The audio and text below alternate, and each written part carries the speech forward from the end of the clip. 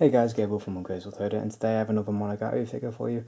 This time it's Kizumonogatari Underblade, I think. I said that right. Sorry, I'm going off the top of my head here. But it's an Ichiban Kuji piece by Banpresto, and the box is massive. So let's get right into it. Not much going on here for me, a lot in Japanese.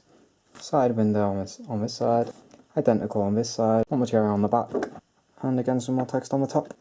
So here she is in all her glory, and I first want to say about this figure, it's one of those pleasant surprises you get in the hobby, and what I mean by that is, she's one of those figures that is far cheaper than you expect her to be. She comes in, I saw, at about £55, £56, and to me it looks like one of those figures you'd expect to be damn near 100. So let's start as we usually do, down on the base. So we have just a nice black base with some simple blood splatter there, which I think it's quite, although it sounds kind of weird to say classy looking, considering it's a blood splatter, but it does look quite nice, and that accentuates the piece quite well. So there's nothing too extravagant about her feet there. There's some slight glossy paint to the white, and then some nice subtle shading here on the leggings as we move up, and here we see some nice shading to the dress. Obviously this isn't the high class, this isn't like ultra level shading for sure, but for a £55 figure, this shading is far above what I usually expect from something this cheap.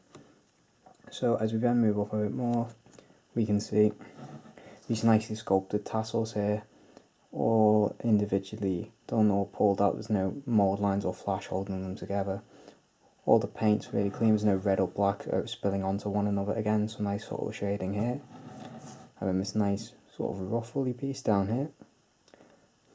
And again, these ruffles here with some nice red shading coming out of them, all sort of like a subtle red wash to them. Again, looks really, really nice. Spinning around, we of course have this ridiculous blade, which I'll have to measure separately just because look how ridiculously large that is. It's like damn near the size of my forearm. But yeah, it's absolutely huge. The hair, I think, the sculpt's really great. Look at all the movement here captured. It looks really, really good.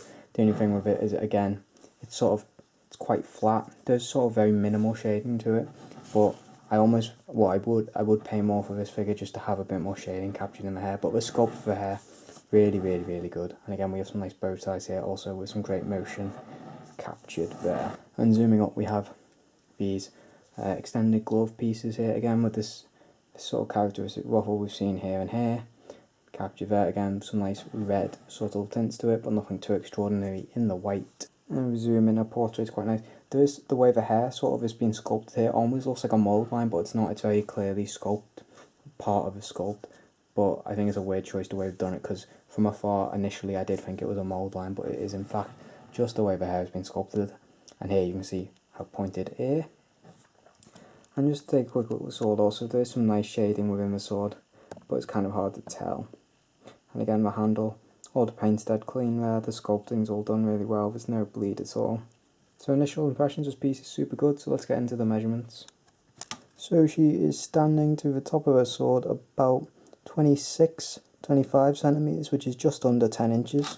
Her width, which is of course her hair, is about 17 centimetres, which is about 6.5 inches. If not including the sword, is 13 centimetres, about 5 inches. On the depth with the sword, you're looking at about almost 10 inches, which is about 26 centimetres, which is ridiculously long.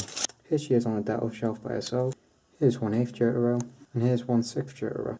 Wrapping up, I just want to say, I really like this piece. I think at the price point, you're getting some really nice sculpting, well, some phenomenal sculpting, I think some really, really nice sculpting, and some really good shading, considering the price.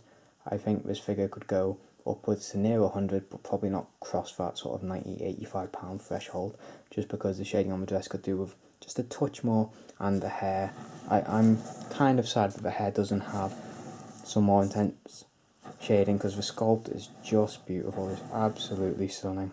And the sword, of course, is just a really good touch. I hope I can display it where I want to display it with the sword the way it is. But yeah, love the motion captured. There's a lot of grace in it. There's just everything about it's very graceful, very precise. All the tailoring looks really great, and I love the hair. I can't go on of how much I love how the hair sort of flows around and creates a presence, sort of adding to the flow of the skirt without going in the same motion. Just the way it encaptures the whole body, it looks really, really good. So thank you guys for watching, and I'll see you all in the next one.